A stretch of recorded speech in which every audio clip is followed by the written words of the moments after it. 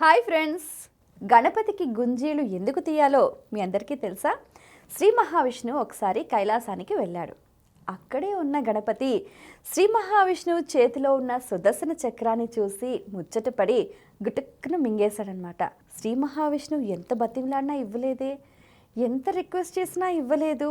ఏం చేయాలో అర్థం కాక తన రెండు చేతులతోటి రెండు చెవులు పట్టుకుని గుంజీలు తీశాడు. విష్ణువు చేసిన ఆ విచిత్ర చర్యకు గణపతి పక్కా పక్కున నవ్వాడు.